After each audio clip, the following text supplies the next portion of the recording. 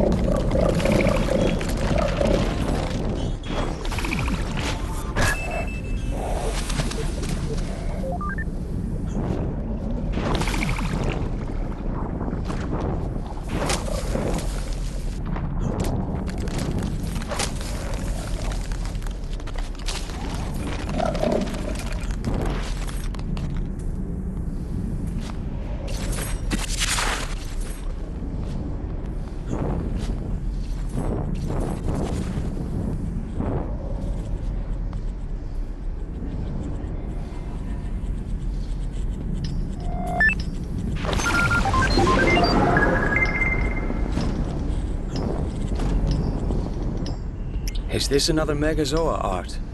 Yes! We will call them Alveoparidae. This megazoa consists of bundled packs of sensitive fibers. What are the fibers sensitive to? There are several types of fibers. They are activated by carbon dioxide, or nitrogen, or argon, or oxygen, or... Are these the compounds released by Zoa? The full list has measurable overlap with compounds released by mature Zoa and Phyta. We should nickname these harvesters then. How do the harvester's fibers behave when activated? The activated fibers are consuming compounds from the air and converting them into electrochemical energy. Attention!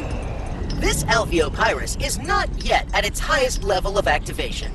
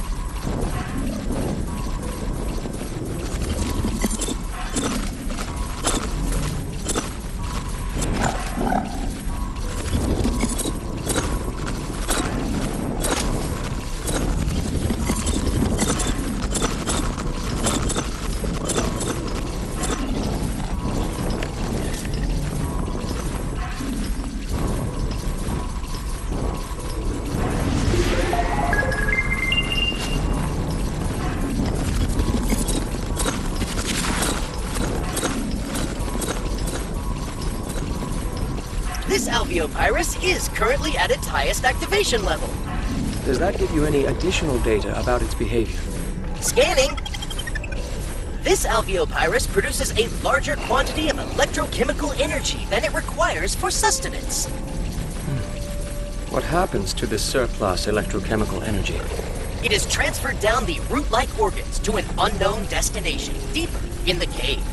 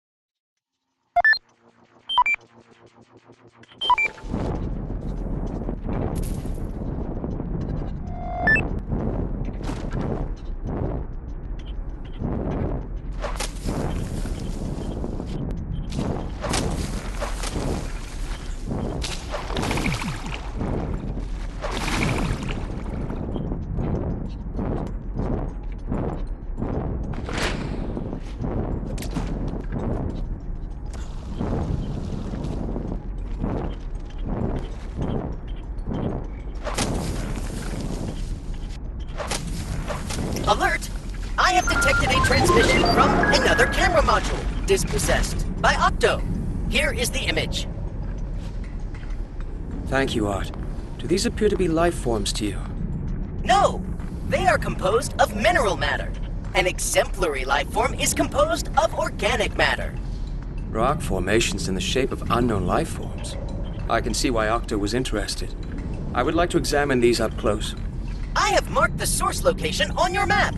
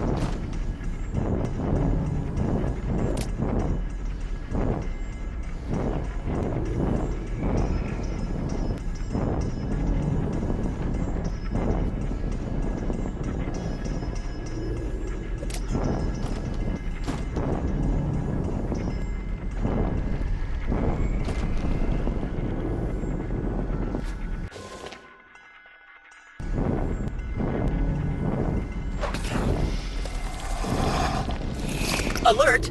The ground reports an unusual marks produced by all of Octo's appendages, other than those 5 of his appendages not appearing in these marks.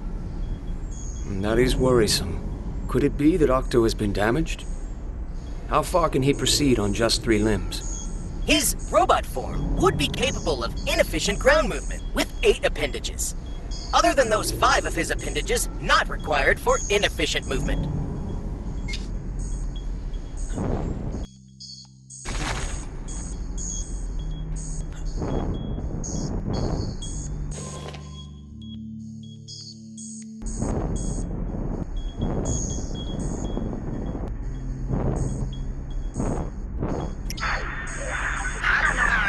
Edgewise, I would set you to verbose just to see what...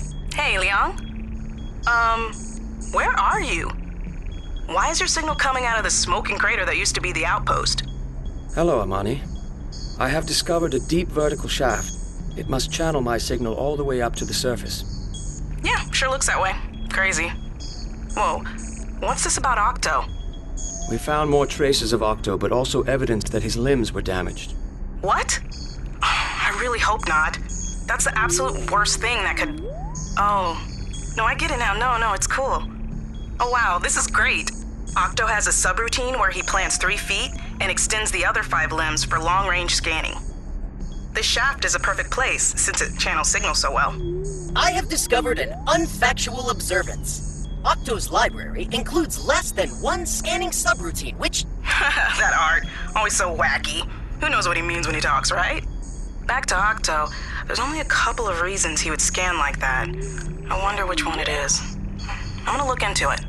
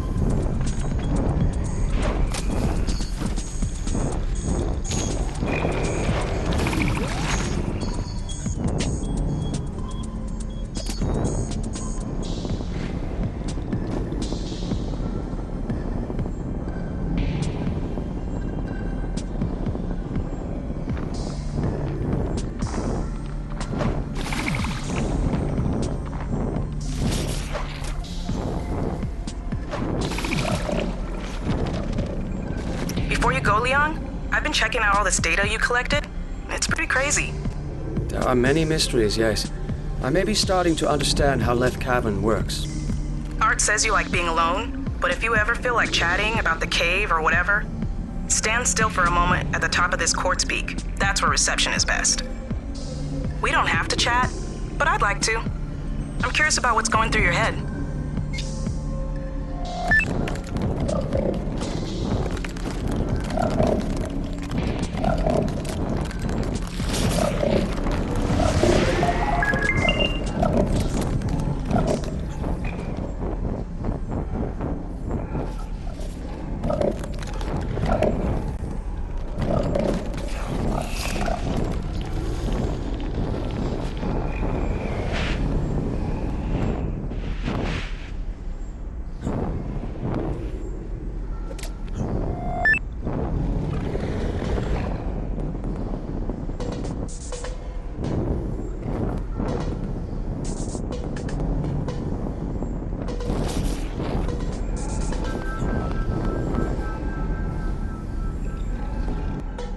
Just before the outpost collapsed, you were saying something like the Cerebrain's purpose is to force us to grow life forms in every chamber? The Cerebrain have no purpose, Amani. They simply have evolved survival mechanisms that have led to the perpetuation of their species. But they do play that role, and the overall ecosystem benefits from it. Each chamber of Left Cavern is like the cell of a creature, protected and isolated from neighboring chambers until enough life thrives inside. Life then spreads from chamber to chamber. We simply accelerate this process.